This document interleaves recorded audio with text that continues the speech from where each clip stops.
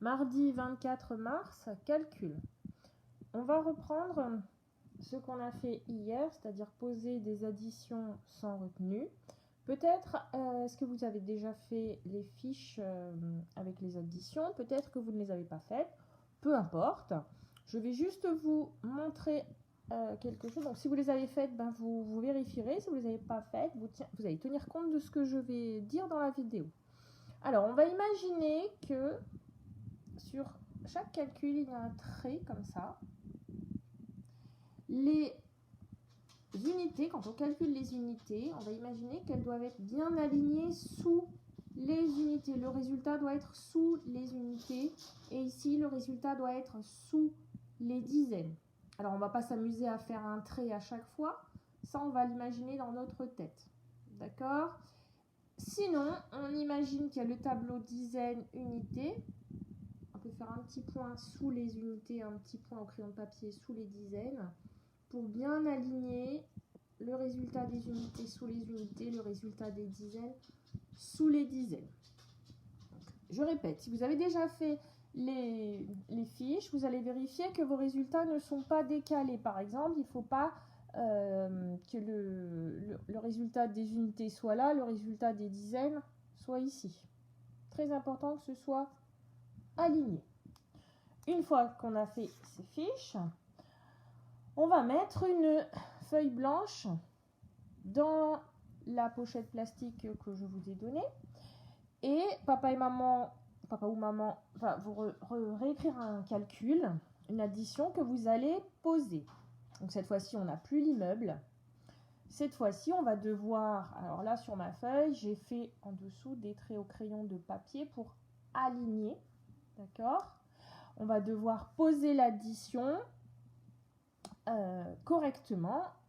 Donc 31 vient en haut, d'accord, les dizaines et les unités.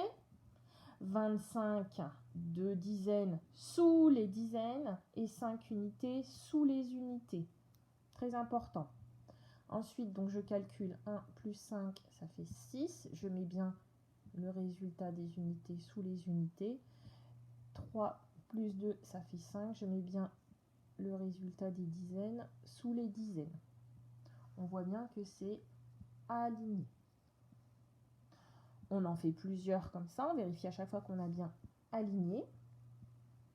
Et ensuite, on va passer à l'ardoise. Donc, on va s'entraîner à poser correctement des additions sans retenue sur l'ardoise. Donc, on imagine 43 plus 16 par exemple. Je vais poser l'addition. Alors, je fais bien attention. 43. Donc là, j'ai plus de repères. Je dois vraiment imaginer que j'ai les deux traits.